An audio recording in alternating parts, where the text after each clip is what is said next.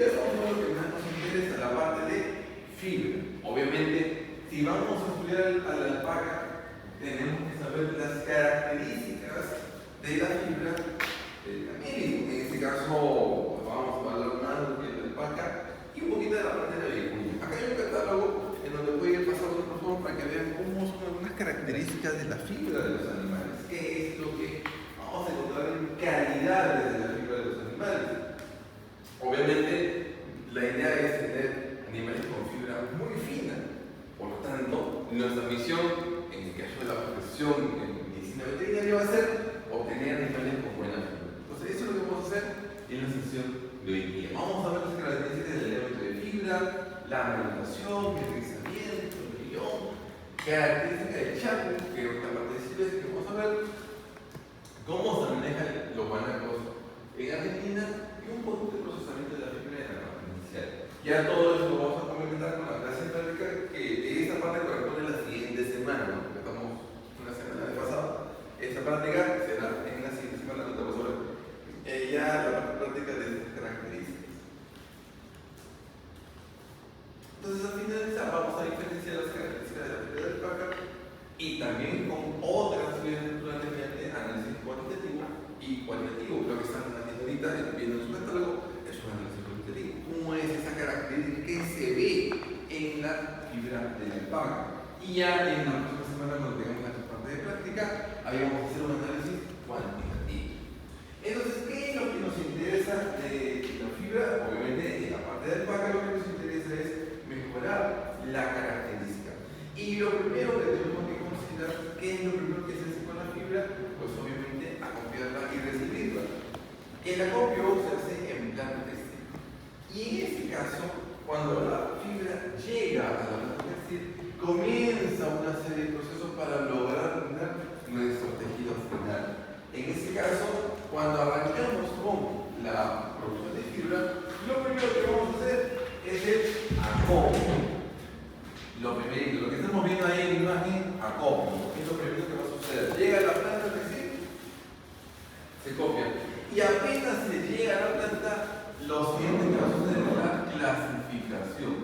Eso ya lo hacen las maestras clasificadoras. Aquí vamos a ver unas maestras que se encargan de hacer la separación de los millones por calidades, por color, por unidad, por figura. Ya comienza acá a clasificarse de acuerdo a la figura que tiene cada millón. Y eso obviamente determinar qué tipo de fibras van para un procesamiento de ropa muy fina y qué fibras van para tejidos un poco más toscos. Entonces la clasificación es lo que lo va a hacer acá las maestras clasificadoras.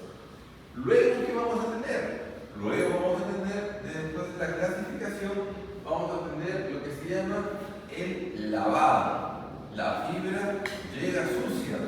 Entonces, como llega sucia, tenemos que hacer el lavado propio de la fibra. Y este lavado no es así un lavado sencillo, es un lavado a través de un equipo especial que se llama el leviatán. Los leviatanes, para hacer el lavado, son lavadoras gigantes, son lavadoras que tienen una serie de bateas en donde pasa la fibra, se lava, se enjuaga, se puede pasar por cortina y así va pasando por bateas gigantes. El lavado va a hacer que se libere la grasa que está en la fibra, la suciedad, el polvo, el material vegetal, todo lo que no queremos que tenga la fibra, que tiene que quedar limpio después del lavado. Luego del lavado vamos a hacer el secado, hacemos el secado de toda la fibra y luego comienza a trabajarse aquí lo que es el cardado. El cardado viene a ser un rodillo que comienza a colocar las fibras de forma paralela, es decir, después del secado hasta todas las fibras mezcladas. Entonces así no se puede hacer el hilo, tenemos que colocar todas las fibras paralelas y el cardado es un rodillo que comienza a colocar las fibras en forma paralela. Ese acá, justo lo que le puse al inicio, este es el cardado. Este rodillo, que es una especie de cuba, es el que da vueltas y comienza a colocar las fibras en forma paralela. ¿No ven cómo ahí va rodillo, empieza a dar las fibras y ahora comienza a colocarlas en forma paralela? Son como pequeñas cubas, son como pequeños pentes que comienza a colocar todo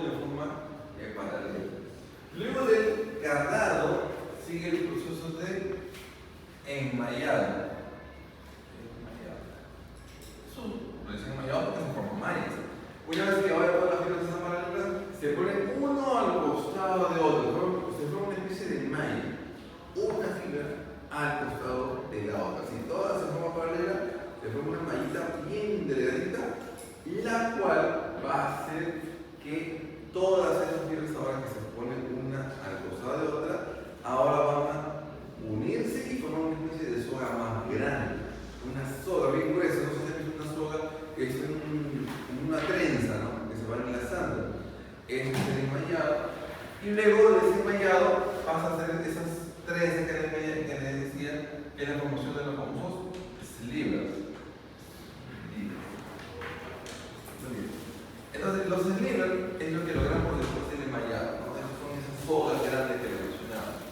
Luego de ahí viene el peinado.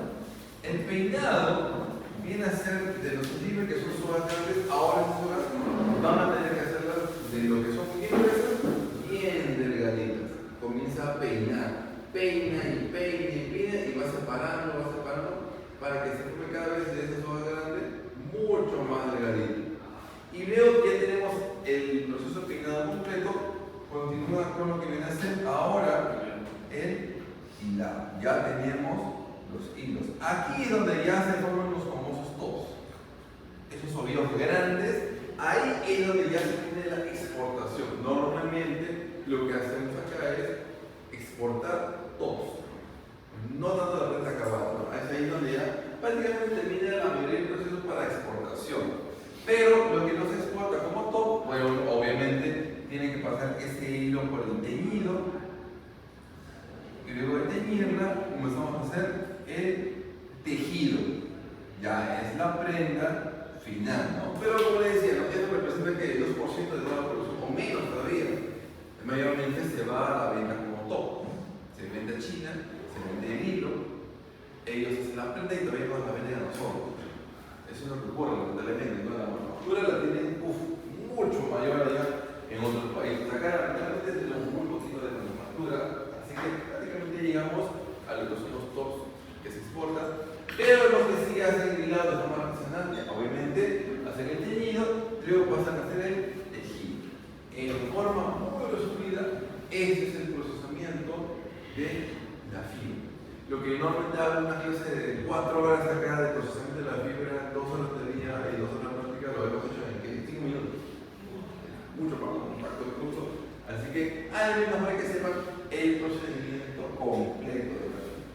Bien, ahora dentro de lo que viene a ser la característica de la fibra, lo que más nos va a interesar, pues separar por variedades. Una parte de las variedades tiene que ver con el color. Y acá vemos diferentes tonalidades de color. Acá podemos encontrar de los blancos más oscuros a más claros, los celestes, los cafés, por acá están los negros, grises. No se nota mucho, pero este de acá arribita es lo que queda del color ápice. Si se ve bien en su imagen o en su computadora, van a ver que es un color un poco medio malito oscuro. Un color más amorado, ¿sí? Ese es el color ápice. Que bueno, lamentablemente ya no hay mucho de eso. Buen día. Entonces, lo que hace la maestra clasificada es con colores, y luego de separar con colores, tienen que empezar a ver cuáles son más finos que los demás. Entonces, ya entra ya lo que es la característica de la fibra.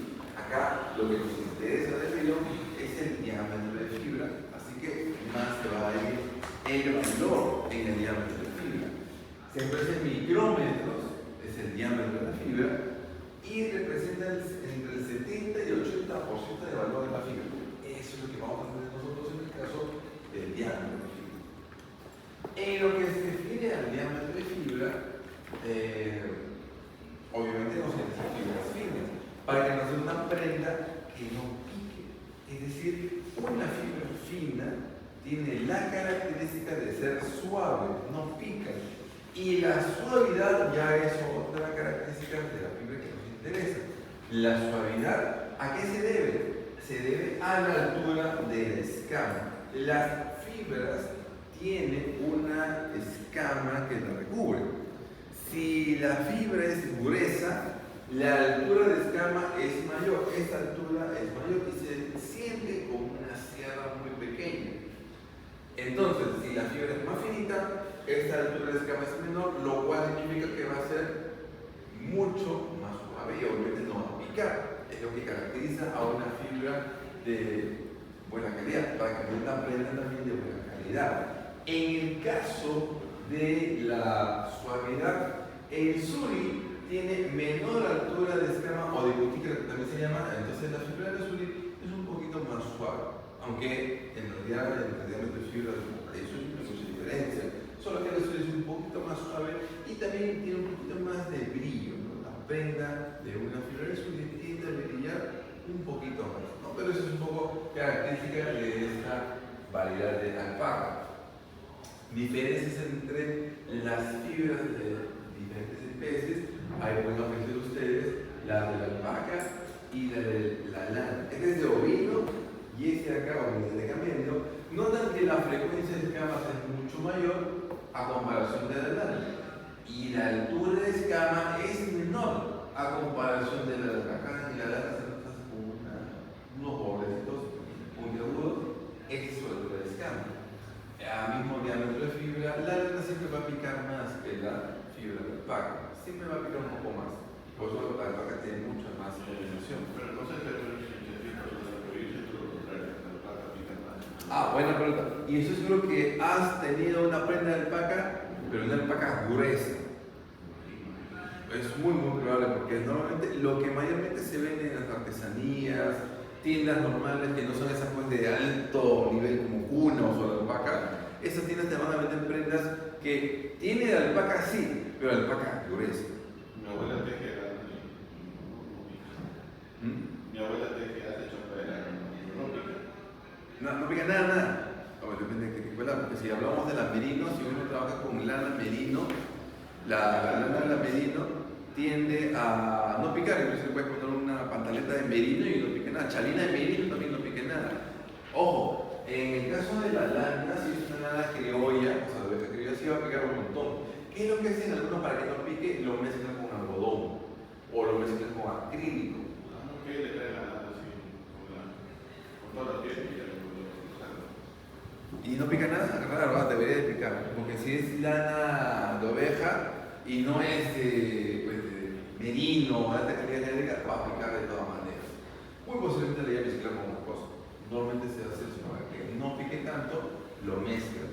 En el caso de las alpacas, la fibra muy finita no va a picar tampoco, no tiene mucha lina y mucha de alpaca y no pica.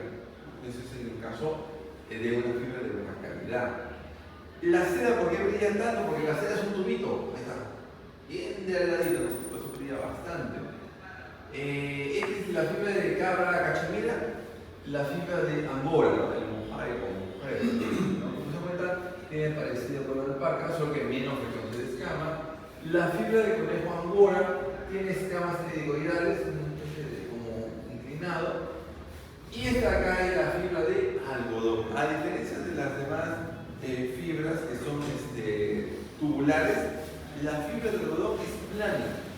Entonces, como es plana, eso dificulta que se pueda hacer el hilo, ¿no? Porque el hilo tiene que ser con fibra vegetal.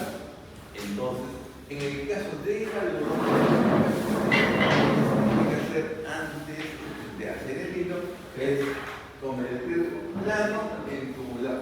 Y para eso se realiza el proceso conocido como mercerizado. El mercerizado es un proceso de temperatura y presión que convierte esta fibra muy plana en tubular. Esa es la característica del mercerizado. Por si acaso, temperatura y presión es el proceso de mercerizado para convertir el algodón plano en tubular.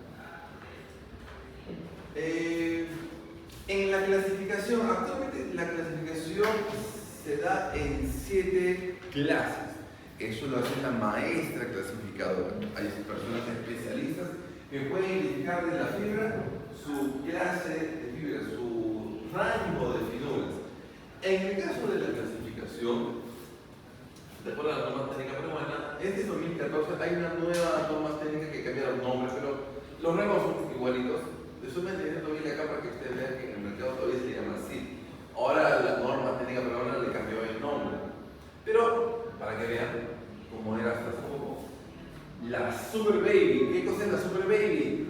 Diámetro de fibra menor a 20 micras. Cuando tenemos un vello con un diámetro promedio menor a 20 micras, ese le llamamos como Super Baby.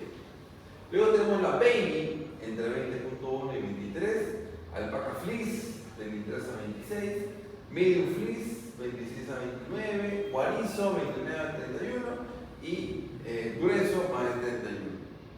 Ya obviamente la alpaca corta es fibras muy cortitas que no son nada finos ni son de contra gruesos. Normalmente las prendas de mucha calidad están aquí, utilizan Baby o Super Baby, esas son las que utilizan más, Baby y Super Baby.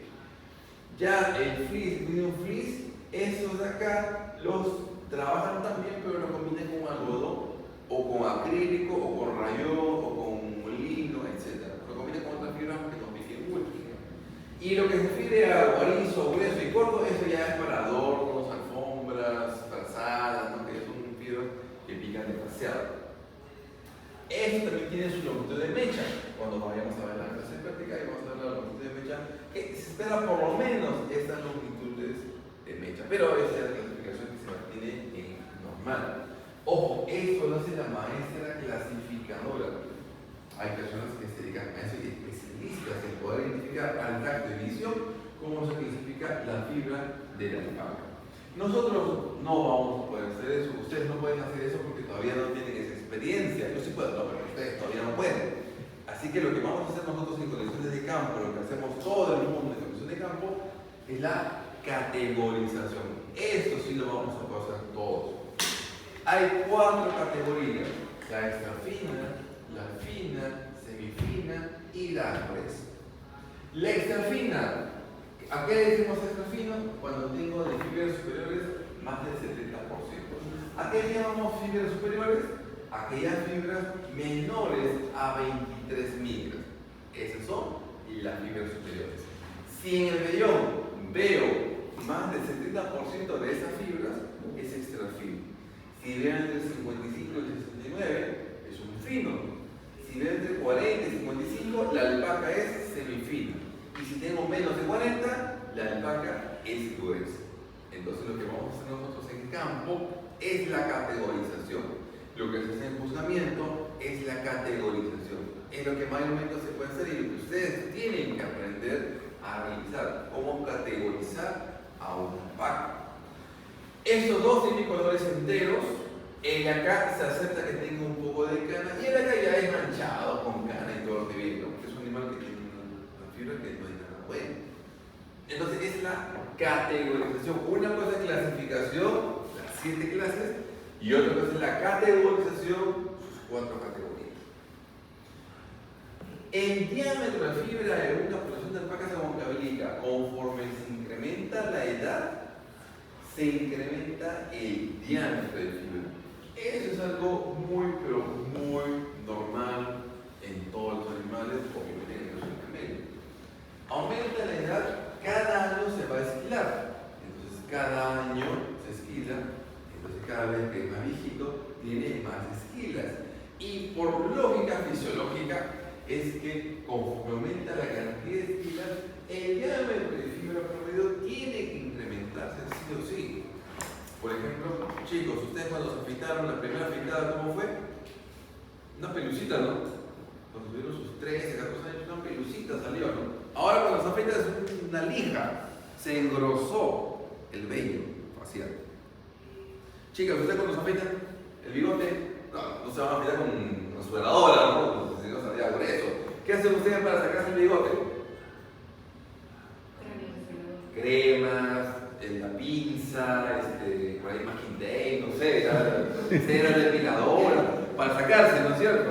Entonces, lo sacan de raíz, porque saben que si lo sacan de raíz, cuando vuelva a crecer, va a ser igual de finito, no tienen que hacer el problema de la rasurada. Pero, cuando lo rasuran, ahí está el problema. Si esta es la piel y esta es la fibra que está creciendo, cuando esquilamos a la alpaca, no la vamos a depilar. Si la depilamos a la alpaca, se va a morir de frío, es imposible, no va a sobrevivir. Así que cortamos la fibra a 1 centímetro de la piel y la siguiente vez que crezca a partir de acá. Entonces cuando crece, está así en ese plano, ¿cierto? Se engrosó. Y cuando cortamos de nuevo, sigue engrosando más. Cada vez que hacemos la esquila, se va a ir engrosando. Por esa razón, aumenta el edad, aumenta el grosor. Alpacas que tienen 3 o 4 esquilas y mantienen esa finura, esas son las mejores alpacas. Hasta ahora, de todas las alpacas que he seleccionado, buscado y evaluado, encontré yo un macho de 7 años que tenía una fibra extra fina. Y tenía como 5 o 4 esquilas, creo. Y lograr tener un reproductor con esa característica de fibra es bien difícil. Claro, también es un animal muy caro porque mantiene muy bien la figura en el propio animal, lo que significa que va a mantener esa característica en su siguiente generación.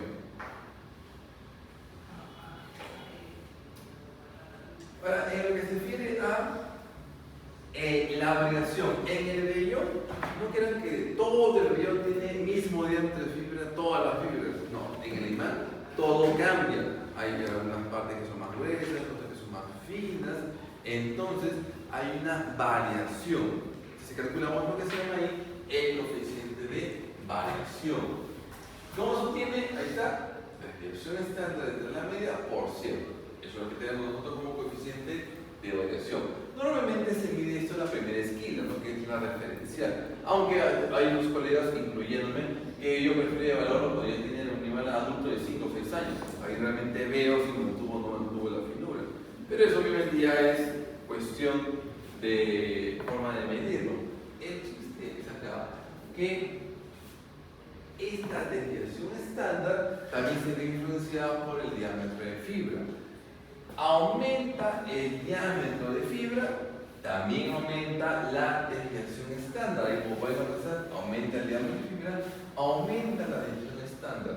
Y si aumenta la desviación estándar, aumenta el coeficiente de variación. Eso nos da un vellón que no tiene mucha uniformidad, varía bastante.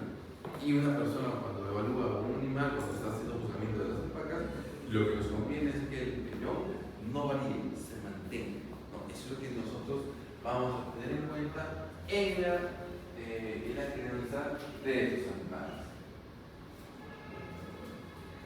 Entre variedad o raza, el sexo y el color, observen cómo se comporta el diámetro de fibra y el coeficiente de variación. Entre Huacaya y Suri, Huacaya menos que la Suri, al igual que el coeficiente de variación. ¿Por qué se da esto? La respuesta es no tanto por la parte genética en sí, porque no es correcto decir que la fibra de Huacaya es más fina que la fibra de Azuri. En realidad la Huacaya y la Azuri pueden tener igual diámetro de fibra. Lo que sucede es que lo que más abunda es Huacaya. Entonces, como abunda más Huacaya, se hace más intensidad de selección en la Huacaya. Por esa razón, en promedio, tenemos menos diámetro de fibra comparado con Azuri. No es un efecto por variedad, es simplemente porque hay más Huacayas y hay más intensidad de selección, por esa razón es que se tiene más fino. Entre macho y hembra, ¿por qué el macho es más fino que la hembra y también menos variación? Porque igualito, en el macho también hay más intensidad de selección y cuando se tiene la selección de los machos, se hacen unos machos con menor diámetro de fibra. En el caso de color, ¿por qué los blancos tienen menor diámetro de fibra que los de color? Igual, porque lo que más abunda son blancos. Entonces ahí vamos a tener más intensidad de selección. Esa es la razón por la cual hay esa variación en esos tres. Otro aspecto que nos interesa bastante es la longitud de mecha. Cuando se esquila el animal, siempre yo quiero tener una buena longitud de mecha. ¿Qué cosa es la longitud de mecha? Pues lo que voy a cortar, evalúo cómo es la mecha del animal. Esta es una mecha que termina en una puntita. Zona de corte hasta la puntita. ¿Cómo mido la longitud de mecha? De la zona de corte hasta la parte que no está sucia. Hasta ahí vamos a medir la longitud de mecha. Si tenemos una alpaca con bastante longitud de mecha, permite dos cosas. Aumenta el precio de vellón, lo cual me paga más, y también me permite tener más chance y más fácil de hacer el hilo.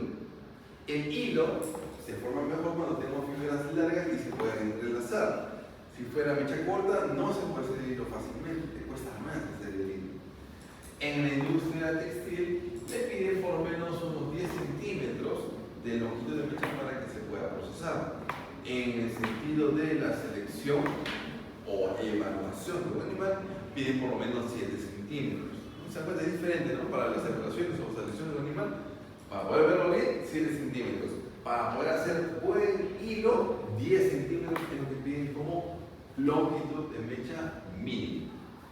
Entonces ahí tenemos cómo se mide la longitud de mecha.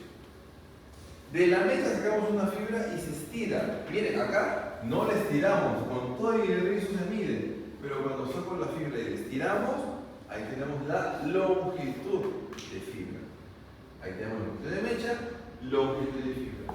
En mecha, huacaya es menor que el azul, porque el azul no tiene rizo, tiene rulos, por eso cae más la fibra. Por esa razón el huacaya es más corto que el azul. Pero cuando ambas estiramos, pues va a ser igualito, ¿no? No cambia, ¿no? Porque ya se estiró la fibra. ¿Cómo cambia en función de la edad? Aumenta la edad, se va reduciendo la longitud de mecha. Se esquila las alpacas cada año. En el primer año tengo ahí 12.3, esquilé. Al segundo año ya no crece 12.3, ahora es 12.1. Al tercer año 11.3 y así. La velocidad de crecimiento de la mecha se va reduciendo. ¿Y eso por qué? Porque es bastante lógico. Por su propia fisiología es que ocurre esto. Al inicio tiene todo el crecimiento y todo el metabolismo rapidísimo para poder producir esa fibra, por lo tanto la longitud de mecha va a ser mayor. Pasa el tiempo, se desgasta su diente, ya gana edad, ya no se alimenta igual y su crecimiento va a comenzar a reducirse. Ya después de eso no te conviene tener una alpaca, ¿no? La vendo cuando tiene 7 o 8 años porque ya sé que no me va a dar tanta fibra en la siguiente. Profe, pero no importa, mejor porque no les queremos cada 2 años y ganamos el doble. No, no es así. En un año puede crecer 10 centímetros, pero el segundo año crecen 5 centímetros. Se reduce.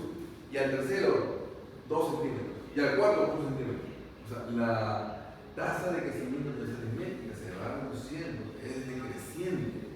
Entonces, no te va a convenir eso. Por esa razón, uno. Y lo segundo, si tengo el vello por más tiempo en su crecimiento, ¿qué pasa con las puntas de la fibra, chicas? ¿Qué pasa con las puntas de su cabello cuando pasa el tiempo? Se ensucia, se parte, se horquilla, se quiebra. Es una fibra de mala calidad. Al final, cuando quieres hacer el hilo, esa partecita es muy quebradiza, entonces no te va a servir. Por esa razón, se esquila cada año para aprovechar justamente esa característica de fibra. No, para que tenga una fibra que no sea quebradiza y que podamos utilizar. El brillo o lustre, pues muy sencillo, es la refracción de la luz de la fibra. En el caso de las alpacas huacayas se le llama brillo, en azuri se le conoce como lustre.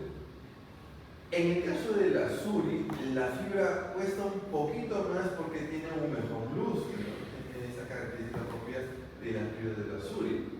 Y en el caso del tipo de ambiente también influye en la presencia de brillo o lustre. En puna seca no vamos a encontrar brillo o lustre porque hay mucho polvo. En puna húmeda sí lo vamos a encontrar. Entonces, no solamente es ver el brillo o lustre en el animal en sí, sino que mira dónde te encuentras. El ambiente sí va a afectar bastante que se observa este brillo o lustre. El deslizamiento es la curvatura de la fibra. La fibra, como se encuentra, tiene una curvatura. ¿Cómo se ve esta curvatura? En frecuencia, cantidad de curvas y en amplitud, el ancho de esa curva. ¿Qué es lo que nos interesa a nosotros? Que esto sea bien cortito para que sea más deslizamiento. Eso que favorece que sea una fibra más densa, más compacto, protege más al cuerpo del ambiente y al momento de hacer el hilo, pues se apoya un poquito mejor. En el caso del azuri no se dice de rizo, se dice de rulos, porque ahí vamos a encontrar mucho más caída la fibra. Y la presencia de los rulos o rizos determina la finura también. Fibras que son muy finitas tienen más frecuencia de rizos. Fibras más gruesas tienen menos frecuencia de rizos. Esto es lo que vamos a nosotros notar cuando veamos características de fibras que son muy finitas. Normalmente las más finitas tienen más cantidad de rizos. Acá podemos apreciar una huacaya con un excelente rizamiento, hay muy claro el rizo que tiene, y acá un azul con muy buenos rulos que están cayendo paralelo a la piel. En el caso del crecimiento del rizo y el rulo, es un crecimiento dextrógeno, o sea que va hacia la derecha, ¿no? Que va en esa dirección, crece hacia la derecha. En un concurso de cruzamiento, me acuerdo que una vez pasó que estaba el juez evaluando las alpacas de un distrito y entra en el ring de cruzamiento, hermosas alpacas, ¿no? Se acabó el cruzamiento de la boca y ahora van a evaluar suris y comienzan a entrar a alpacas suri y entra una alpaca hermosa, creo que era café, ¿no? Brilloso, lustre, el rulo era un resorte así parecía pantene, así igual, hermosa la alpaca cuando entró. Apenas la alpaca entró, el juez, ya, esa se va, chao, descartada. Todo el mundo se dijo, ¿cómo es posible? Si es la campeona, se nota que es la campeona. No, ¿qué había pasado? Tenía sus rulos preciosos, pero eran rulos hacia la izquierda. O sea que le había puesto ruletos. Eso es lo que sucedió. Es un maquillaje, ¿no es cierto? Y después se dio cuenta, entonces ya, cuando está maquillada, ya se va, no tengo nada que valorar ahí. Porque los rulos lo habían hecho a la izquierda, al revés hicieron los rulos, y después se dio cuenta de eso. Entonces, hay veces en que para que se note más esto, la maquillan un poco. Ellos en algunos casos que lo colocan aceite mineral. Después se da cuenta que miren cómo resbala, claro, porque es un aceite, pues obviamente que va a ser muy suave y también va a ser muy brilloso, ¿no? Es una forma de maquillar. Un juez se da cuenta de eso, o sea, no te puede engañar. Es una forma de maquillar para la gente, pero el juez se da cuenta, ¿no? Por eso algunos le echan solamente un poquito de agüita, ¿no? Ha llovido un poco, para que brille caliente, ¿no? Pero normalmente el juez ya se da cuenta de eso. En densidad, la densidad la vemos acá a través de la presencia de los folículos pilosos. Saben ustedes, de la piel, cada fibra sale de un folículo, pero no sale así, pues, de forma parejita en toda la piel. Se forman como islotes, ahí están, los islotes de folículos. Y cada islote tiene folículos primarios y secundarios. Acá tenemos un folículo primario y tenemos secundarios 1, 2, 3, 4, 5, 6, 7, 8, 9, 10, 11, 12, 13 folículos secundarios. La proporción es 13 a 1. Mientras tenga más proporción de secundarios versus primarios, tendré obviamente unos islotes más compactos, entonces el vellón tendrá más densidad. Lo que nos interesa es tener un vellón denso, eso también nos da mayor peso de vellón, porque tengo más cantidad de fibras. Y otro detalle, el tener más proporción de secundarios hace de que como todos se compactan más, si aparecen más secundarios acá, tendré un diámetro más pequeño de ese folículo, por lo tanto tendré una fibra más fina también.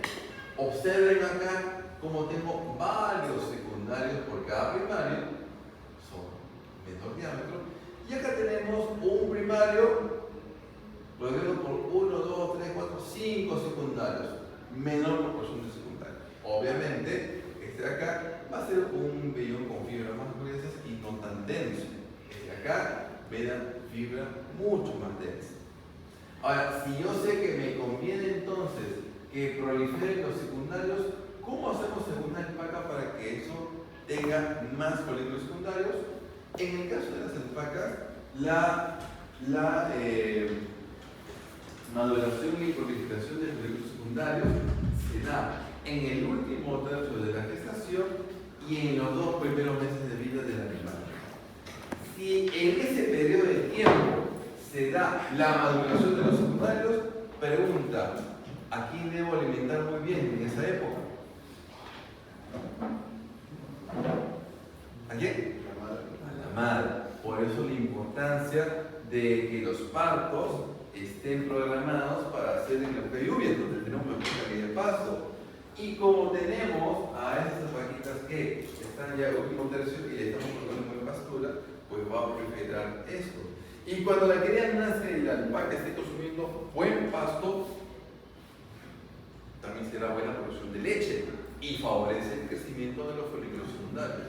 De ahí la importancia en último tercio de gestación y los 2 primeros meses de vida del animal, la cría, importante ahí, la buena alimentación con buena pastura, lo que se da en la época de lluvia. Ahí pueden ver conforme se reduce el porcentaje, la proporción de secundarios primarios, la densidad también se va a ir reduciendo y obviamente nos interesa a nosotros tener una muy buena densidad. Acá tenemos una comparativa entre una alpaca con buena densidad y una con mala densidad. Ahí está, una densidad muy compacto, muy cerrado el vellón. Acá es mucho más raro, más abierto, algo que nos va a decir que no hay tanta densidad. Lo que queremos nosotros es tener vellones muy, pero muy densos. La medulación, la fibra, vamos a tener también una medulación. La medulación no es otra cosa más que la médula dentro de la fibra. Las fibras son así, tubulares, son así, tubos pequeñitos. Pero adentro es posible encontrar un espacio hueco, vacío. Eso es la médula. En la fibra más gruesa la médula puede ser continua, la fibra más delgada puede ser discontinua o parcial. ¿Cuál es la característica de esa médula? Como es un vacío, aísla el cuerpo del ambiente, se forma una especie de capita que protege, porque es un aislante. Entonces, ¿por qué las alpacas pueden aguantar también el frío? Porque en sus fibras tienen esa médula que les protege del frío. ¿Por qué una prenda de alpaca abriga tan bien y bien calentita? Porque justamente el hilo que tú has hecho con esa fibra tiene su medulación y te aísla del ambiente. Por esa razón las prendas de alpaca abrigan tan bien. De ahí su costo, ¿no? Son prendas muy caras, pero tienen muy buena profundidad en vez de la parte de aislante térmico. No todas las fibras son meduladas, un 30% de las fibras tienen medulación, no todas, un 30%. Así que, igual, aunque busques fibras finitas, siempre va a tener su grado de medulación. Ahí tenemos una fibra no medulada, fragmentada, discontinua y continua. Son los tipos de medulación que vamos a tener. El peso de vellón es un carácter muy importante para el productor, porque el productor va a vender por peso de vellón. Y es influenciado por el diámetro de fibra, la longitud de mecha y la densidad folícular. El vellón cuando se esquila, no se esquila así a lo loco y junto todo, no. Se separa por partes.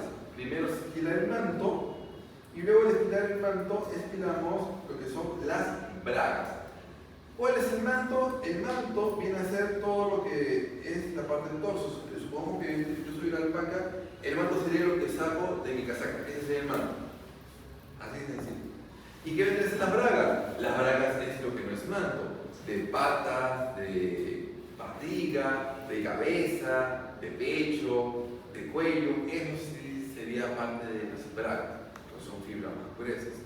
Cuando nosotros esquilamos, separamos el manto en sí de las bragas. La braga va con su bolsita y se pesa todo el vellón, pero así se va a vender. Cuando llega eso a la planta clasificadora, ¿qué va a decir la maestra? Ah, ya, como este vellón ya me lo están entregando separadito, es más fácil clasificar y te pagan un poquito más. Te pagan mejor por esa fibra. Si el productor va a venderlo todo así mezclado, te van a pagar mucho menos, porque es más chamba para la clasificadora. Entonces, también la presentación del vellón influye en el precio final que vamos a tener. Obviamente acá lo que nos interesa es tener cada vez más peso de vellón. En el caso de la grasa es una característica también de las fibras de los animales.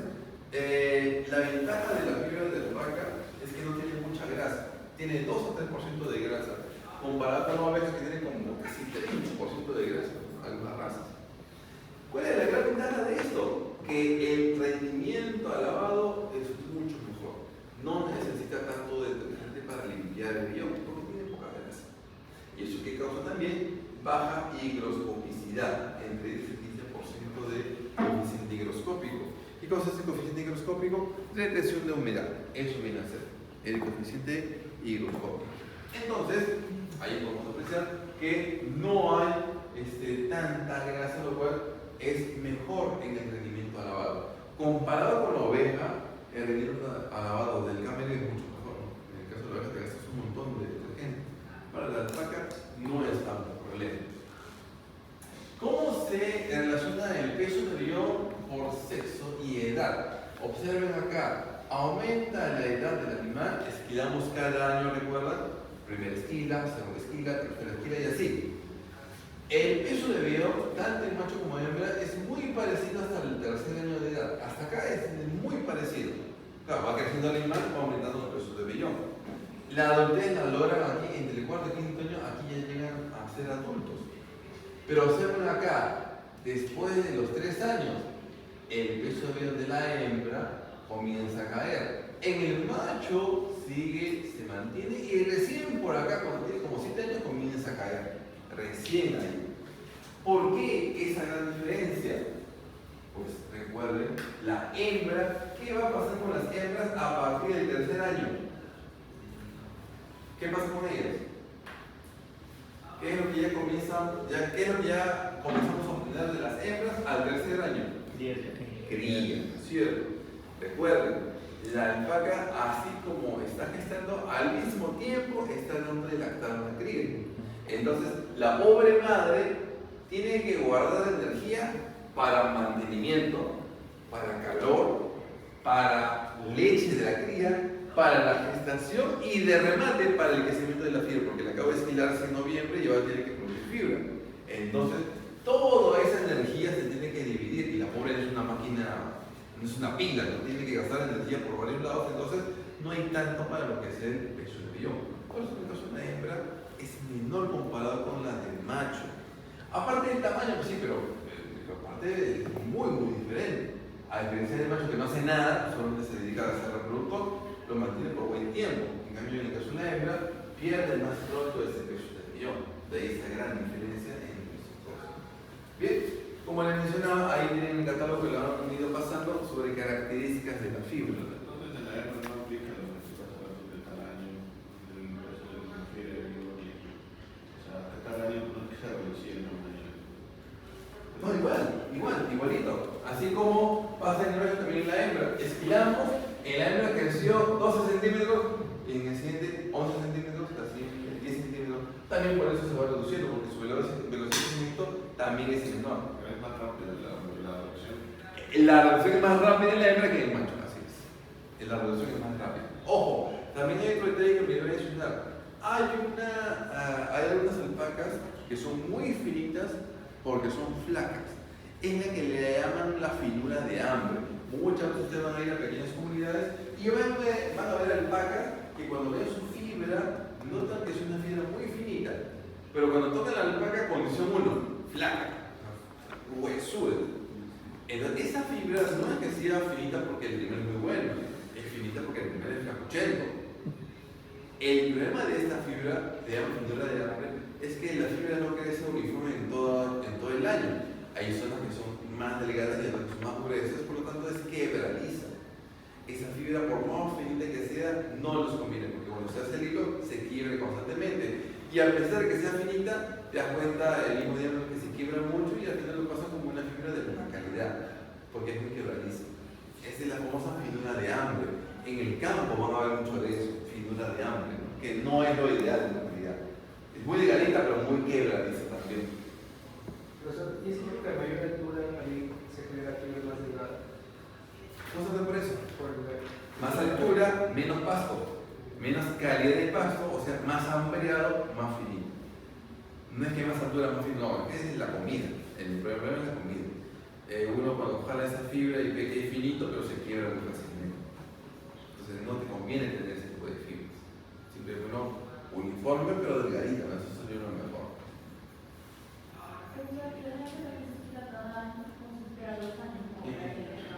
¿En qué?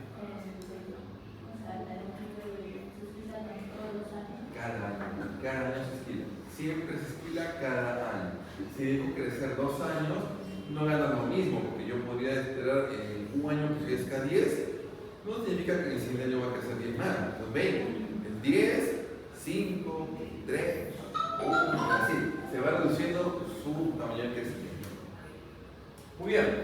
Entonces, hasta acá la parte de fibra. Ahora entramos a lo que son silvestres. Empezamos por el guanaco. Primero por su clasificación, de acuerdo a su edad. El guanaco, a diferencia de las alpacas que llamamos, acá le llamamos diferente. Las crías, acá se le llama chulenco.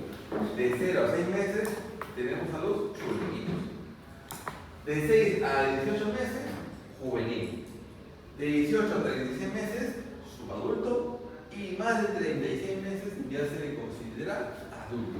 En la práctica, en el campo, cuando veamos a los guanacos, vamos a ver chulencos, juveniles y adultos. Normalmente se ve así. Diferenciar juvenil y subadulto es un poco difícil, ¿no? Hay que ver los dientes, ver cómo se da, pero hay que hacer la clasificación de acuerdo a la edad. Chulenco, juvenil, subadulto y adulto, que ya sería el guanaco como tal.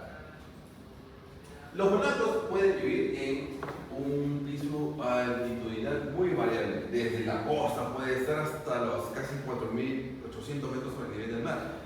Muy amplio el rango de acción. Su alimentación varía bastante, entonces son especies que se adaptan muy bien a las condiciones de diferentes pisos altitudinales. Eso es algo rescatable en el guanaco porque se adapta muy bien en todo eso.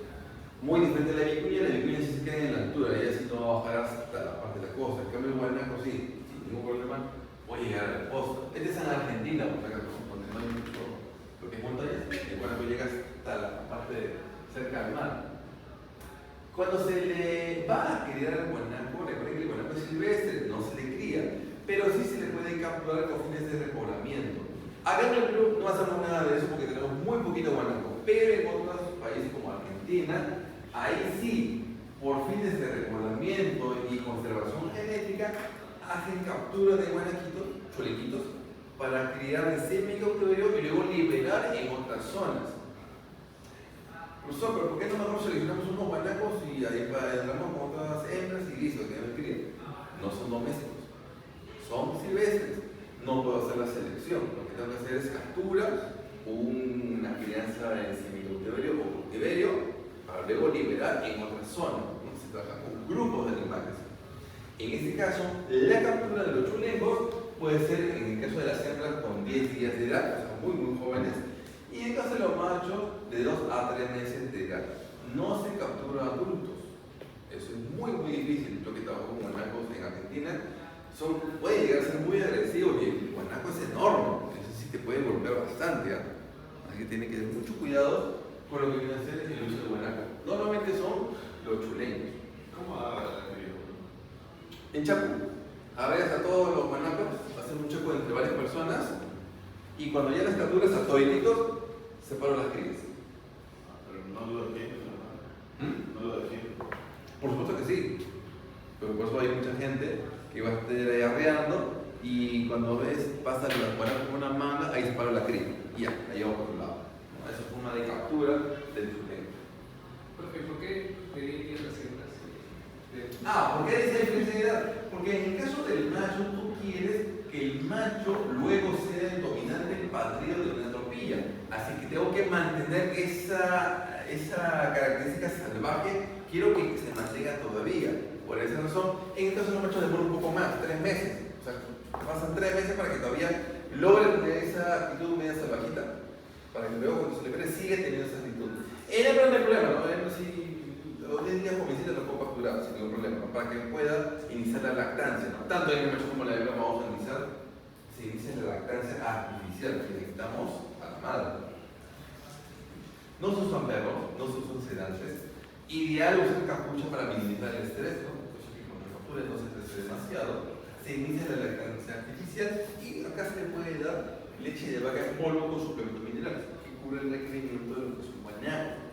Y en los primeros 100 días, cuando le damos leche biberón, al menos consuma por día 1200 mililitros.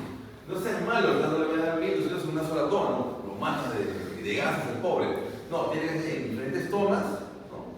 Diferentes cantidades durante todo el día para que cubra los 1200 en promedio durante esos primeros 100 días.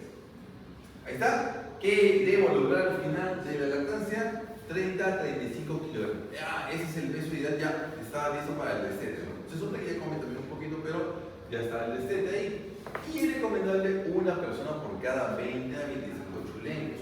¿Por qué solamente una persona para un grupo grande? Yo he visto siempre las chicas, ay, yo también quiero practicar, pero dale biberón en chulengo. Como 20 chicas para cada uno para cada chulengo. No, porque si son varias personas, los chulengos van a darse cuenta de que sin importar la persona que sea, va a darle leche. Entonces ahí genera el imprinting, la impronta, ¿no? Que viene a ser de las personas con el chulengo. En cambio, si es una sola persona, todos ellos van a reconocer solamente a esta persona, nada más es uno. Cuando los libere, cada quien quiera leche, van a buscar a esta persona en específico, pero obviamente ella no va a estar. Si ven a otro humano, sí se van a escapar. No queremos que ocurra el imprinting. Eso me acuerdo que pasó una vez cuando estaba estudiando en la agraria. Había una llamita que la mamá, no sé si lo regresó o murió, pero había una llamita que no tomaba leche. Ya, pues como era la llamita y una bebita, ya, ¿qué hicieron todas las chicas? Ya compraron su biberoncito, compraron su lata de leche en nada, todavía una carita. Le dio su leche todos los días, ¿no? Todas las chicas se turnaban, todos los días al llamito, se tenían ahí su leche. Jefferson, la llamita. A Jefferson todos los días le dan su leche. Termina hasta la noche. Pero cuando Jefferson creció ya no era tan bonito, ¿no? Ya la chica lo abandonaron. Ya no quería andar con Jefferson, ya estaba grande ya. Pero Jefferson, cuando ya llegó al año de edad, comenzó a buscar chicas. Se escapaba del corral y se iba a los salones a buscar chicas, a montar. Comenzaron las quejas, la gente no quería ver a Jefferson más en los salones y lo encerraron, ahí de corrida, ¿no? Se quedó con Erickson y con Anderson, ahí estaban los dos, eran tres llamas, Jefferson, Erickson, Anderson, que estaban ahí. Y no salió más porque ya era muy, pero muy mañoso con las chicas y ya, para evitar algún problema, se quedaron ahí en el corral. Pero eso es lo que ocurre con el imprinting, se pega mucho a la persona. La fibra del guanaco, el peso de millón entre 300 y 500 gramos.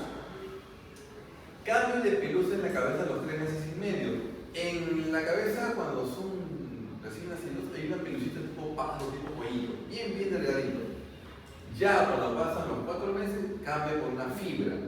Siendo también claro que es una fibra, entonces ya sabes por esa razón qué edad tendrá. Es un indicador para capturar chulengos machos, por la pelucita que tiene acá. Si tiene o no tiene, ya te dice si lo puedo capturar o no. Diámetro de 15 a 19 micras, tiene 3 de doble manto su fibra. Es decir, vamos a ver una parte de fibra y encima vamos a ver una capa de pelo, que es característico de guanaco. La longitud de mecha de la fibra es de 4 centímetros y del pelo 14 centímetros. Y el color del vello, color naranja vermelho. Este es un galpón de esquina en Argentina. Como se dan cuenta, los galpones de esquina son altos. Y yo tengo un pasadizo en la parte superior porque son animales salvajes, son grandes, pesan más de 100 kilos algunos, entonces puedes llegar a ser agresivo. Así para evitar problemas, ahí tenemos un galpón de manejo alto. Ya por una puertita sacamos a uno de ellos, lo derribamos y lo esquilamos. Y listo, se comienza a vender su fibra.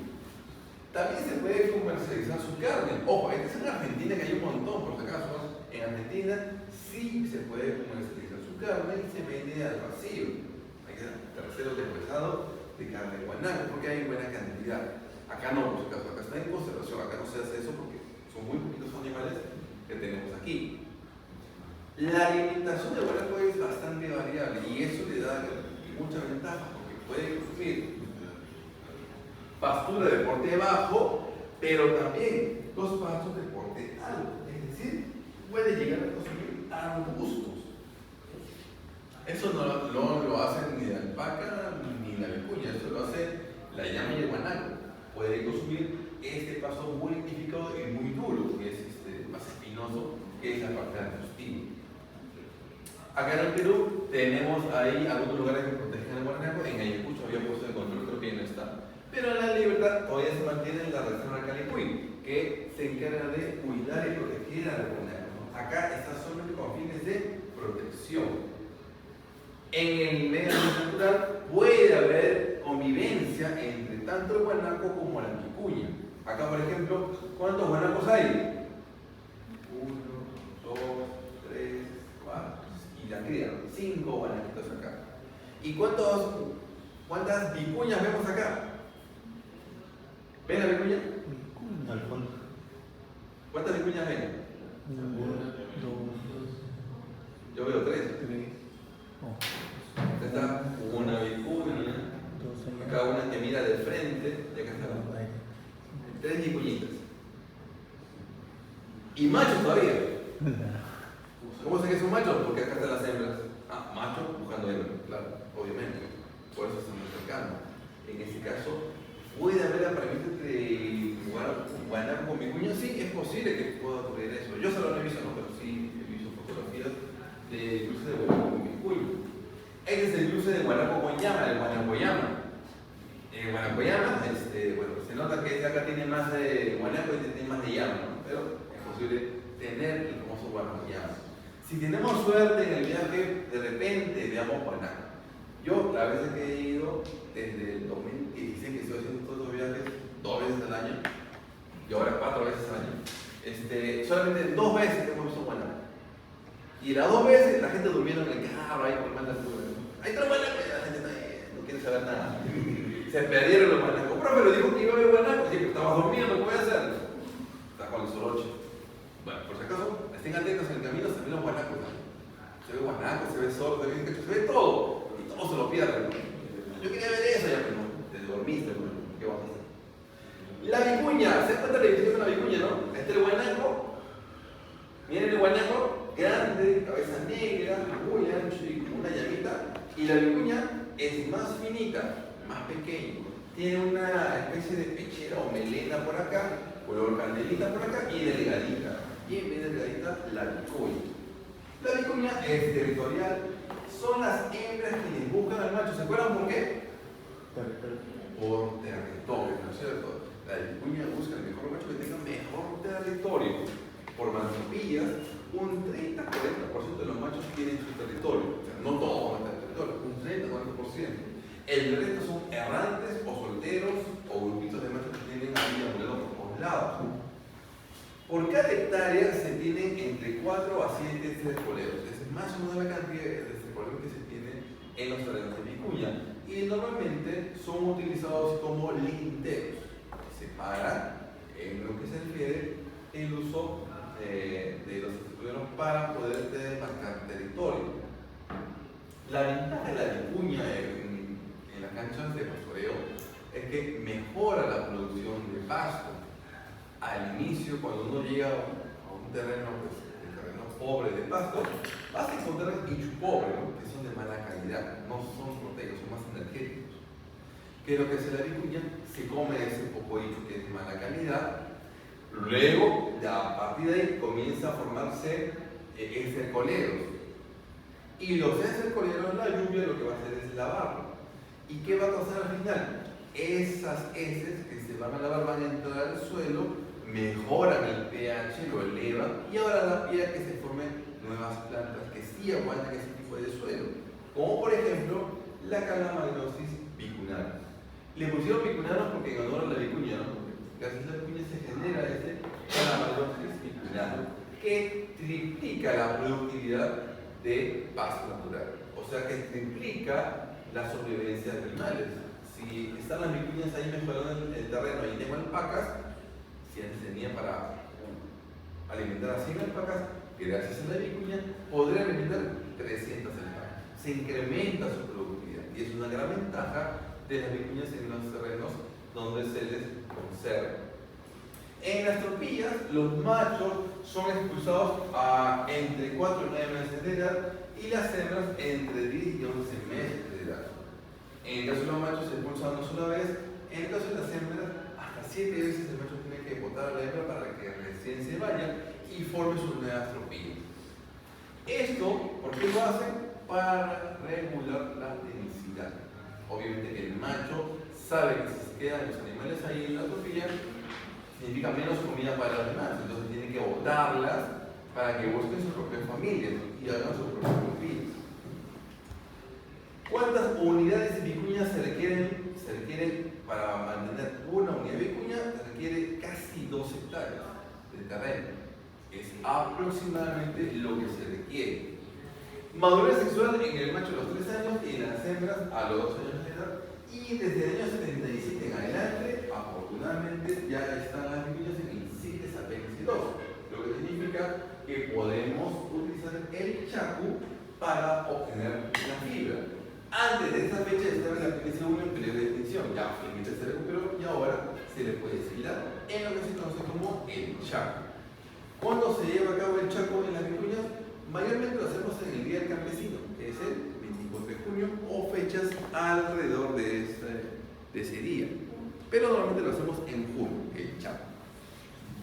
Acá tenemos un grupo familiar. Ahí vemos que tenemos un vicuña, se nota que son de Chile, porque tiene acá blanco en la parte superior, y acá tropilla de machos, y acá tenemos machos solitarios. Ahí también es posible encontrar machos que están sueltos, solitos, están por ahí, que no tienen tropilla y tratan de comer lo que puedan, ¿no? Normalmente los machos solitarios mueren más rápido, que no tienen con quién cuidarse, son muy propensos a los depredadores en este caso.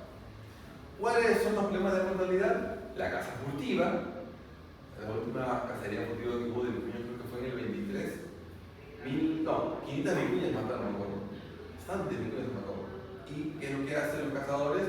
Matan a la vicuña, le cortan la piel acá arriba y luego la esquilan para venderlo y que entre al mercado negro. Es lo que se hace en el caso de la venta de la fibra de vicuña cuando es por caza furtiva. Depredadores naturales tenemos el zorro y el puma. El zorro andino se come las crías. El puma mata a los adultos. Más abunda el zorro. El puma, en ciertos lugares donde hay roquedales, ahí vas a encontrar más el puma, pero más es el zorro que vas a encontrar. Acá tenemos un grupo de pacovicuñas, es el cruce de alpaca con la vicuña. Les había mencionado que el pacovicuña es algo que no se busca. ¿Y por qué? Porque la F1, cruce de alpaca con la vicuña, sí te da una fibra de buena calidad, pero cuando tú quieres cruzar F1 con F1 para que no dé un F2, la fibra ya es de muy mala calidad. Entonces, no te conviene trabajar con las F2, solamente con las F1. Pero para tener F1, debo cruzar alpaca con vicuña. Eso es muy difícil. Por esa razón es que en el caso del pacovicuña no trabajamos nosotros con buscando el pacovicuña. No se busca eso, porque solo funciona el F1, ya después de eso no se puede mantener. Hubo intento de criar pacovicuñas en el 75, pero felizmente falló, porque eso es en contra de lo que se llama la conservación genética de la vicuña. No queremos eso, queremos que simplemente mejoramos la alpaca y conservamos a la vicuña. Este es un pacovicuña, se nota, ¿no? Observan ahí, no tiene mucha melena aquí, la fibra es un poco más larga, el cuello es más robusto y la cara fea de vicuña y de alpaca, ¿no? Bien feo es esta. Ahí está, vicuña, pacovicuña. Esta es cría de esta de acá. ¿Ven? Medio tosco, grueso, acá mucho más finito, más delgadita, ¿no? Más finita y menos longitud de mecha de su fibra. Este es un caso bien curioso. Este de acá es un pacovicuña suri. O sea, el cruce de vicuña con macho suri. Este fue bien curioso. Cuando estábamos trabajando acá, dijimos, ya, estamos en la época del padre y teníamos una vicuñita ahí, la que ya han visto ahorita. Ya, vamos a sacarle cría. Entonces, ¿qué es lo que hicimos? Como estaba sola, no tenía macho, le pusimos a un macho café, me acuerdo, guacaya café, que se llamaba Mario Bravo. Así se llama el machito, Mario Bravo. Le pusimos a Mario Bravo con la vicuña no se dejó, bueno, le dijimos, depende porque es silvestre, porque no queda de casa montar. La chapamos, la amarramos, la sentamos, entró Mario Bravo, trabajó 20 minutos y listo. Ya, soltamos a Mario Bravo, que ya se con su punta, soltamos a la vicuña, dijimos ya, ojalá que quede preñada. Al día siguiente parió el bicho. ¿Qué había pasado? Tan bravo no era Bravo Mario. No creo, ¿no? En un día no creo que era la tentación, ¿no? ¿Qué ha sucedido? La vicuña ya estaba preñada. ¿Quién fue el culpable o el papá? Un suricafé. Ese fue el papá. Una noche de luna se escapó del corral. La vicuña estaba lista, receptiva, se sentó, empadró y el producto de ese amor nació el pacovicuña suri. Y miren cuánto pegó de suri, pegó un montón. El color y la característica propia del suri. Daba ganas de llevar a concurso para que participe, la hubiese ganado, pero no era ético, ¿no? Sabemos que es un pacovicuña suri. Por si acaso, es la única foto que hay de un pacovicuña suri. No creo que encuentren nada más en ninguna parte del mundo. Es un caso bien, bien curioso de cómo tuvimos este pacovicuña suri, que fue producto ya del azar. No sabemos, bueno, sí sabemos quién fue el papá. operatorios. El chaco se hace desde años, desde décadas, siglos inclusive, desde la época incaica se realiza el chaco. Y el chaco obviamente es el arreglo y captura de vicuñas para esquilar su fibra. El chaco lo hacen en los lugares donde hay abundancia de vicuñas, en Puno, en Quipa, en Pasco. Acá se diseñan estructuras tipo embudo con galones grandes para poder albergar a todas las vicuñas y poder encerrarlas. Lo que tenemos que tener en cuenta en ese tipo de captura es que haya un embudo, una manga de captura. Se supone que por acá van las personas con sus cadenetas, sus sogas, que van agarrando las vicuñas, pasan por acá, llegan a mi corral de esquila, la vueltita, entran, la esquilo y termina de esquilar, libero. No se le lleva una de esquila, es en el campo mismo donde hemos hecho la captura, ahí mismo esquilamos a las vicuñas. Y se esquila con máquina. No se esquila con tijera, se esquila con máquina. En algunos casos se encuentran personal de Senasa que quiere sacar muestras de sangre y entonces ahí aprovechan para hacer un estudio, ¿no? Para ver cómo va la población de vicuñas. No se recomienda hacer ningún tratamiento porque pueden haber vicuñas con sarna y con piojos o con garrapatas. No, recuerden que son silvestres. Yo le aplico doraventina y con lo de feque va a contaminar el suelo, ¿no? Con doraventina porque quedan residuos siempre. Entonces no se hace eso, solamente me encargo de evaluar cómo está, esquilo, les pongo el sangre y luego lo libero, no lo hago nada más. Ni siquiera le corte la uña, nada, no, cero. Que solito se encargue la naturaleza de mantener a esa especie. Acá vemos un chaco de vicuñas en Huancavica, ahí está la gente corriendo con su malla, abriendo las vicuñas, acá con su cadeneta, acá también con su broche, corriendo las vicuñas, y aquí encerrando. La chamba del chaco es desde bien temprano y termina ya con la esquila hasta el mediodía. No se puede trabajar más del mediodía porque ya comienza a correr viento y cuando esquile el viento puede botar toda la fibra. Así que trabajamos solamente hasta el mediodía. Acá está el chico de picotera y acá hay 4.000 vicuñas que se hace el chaco. Y aquí, como se dan cuenta, tienen las instalaciones exclusivas para hacer el chaco de vicuñas. Yo estuve viviendo en Picotena un mes y de verdad hay cantidad de vicuñas. Tiene tantas vicuñas que me acuerdo que en mi cuarto, en la mitad ahí están las vicuñas descansando. Lo tenía a la vista, ¿no? Descansando casi conmigo ya. Tenía la vicuña y ya al costado. En Argentina, acá está, también se hace chaco de vicuñas. En Salta, en Jujuy, en Catamarca, se hace toda esta actividad, así como lo hacemos acá, igualito la hacen allá. Se captura las vicuñas y se comienza la esquila. Para no contaminar la fibra de la vicuña, recuerden que tenemos que hacerlo en una lona de plástico, no sobre el suelo porque si no lo contamina, tiene que quedar limpia. Y si está más limpia, tiene mejor precio la fibra de la vicuña. Ahí están las vicuñas listas para esquilar, ya están capturadas, se le va a esquilar. Y acá están las vicuñas agarrando, acá están mis alumnos agarrando su vicuñita yendo a la esquila. Hay una persona que va a esquilar a la vicuñita para luego liberar. Siempre cuando se esquilan las vicuñas, siempre se agarran entre dos personas y con capucho, porque son animales muy fuertes. Aunque le ven chiquitita y fácil de cargar, no es fácil. Es muy difícil de trabajar con la vicuña, más fácil de la alpaca. La vicuña es súper fuerte. Una vez que se ha esquilado la fibra, lo siguiente es hacer el descerdado. Si vendemos la fibra sucia como está, me van a pagar $400 el kilo de fibra de vicuña. Si está predescerdado, es decir, saco los pelos del exterior, me van a pagar $500. Y si está completamente descerdado, libre de caspa, polvo y materia vegetal, puede llegar a más de $650 el kilo. Actualmente están pagando $750, completamente descerdado. Entonces ya se dan cuenta que es un negocio y resulta ser muy rentable para una comunidad. Claro que para hacer el descerdado no hay una máquina, todo es a mano, con pinza, va sacando una por una los pelos de la fibra de vicuña, toditito para que se venda a mejor precio. Para hacer esto, cada vicuña tiene que darte por lo menos 150 gramos de fibra. Si una vicuña les da menos de 150 gramos, ya este negocio no es rentable. Profe, pero igual se tiene que ganar. Sí, hay que pagarle a toda la gente, mira, todos ellos no lo hacen gratis, hay que pagar. Si tengo yo menos de 150 gramos por vicuña, no, ya no es rentable. Si esa fibra, para colmo, tiene caspa, ya no me van a pagar, ni siquiera me van a recibir esa fibra. Perdí bastante. De ahí la importancia de conservar a los animales, que estén sanos, que no haya ningún problema, y la fibra, tratar de limpiar lo más que se pueda para tener al final ese producto, ¿no? Michalina de alpaca o michal de alpaca, porque es justamente una prenda de mucha calidad, pero también les va a costar bastante. ¿Cuánto cuesta el chal? ¿Cuánto cuesta? ¿Cuánto vale? Bueno, será como $2.000, creo. Es un montón.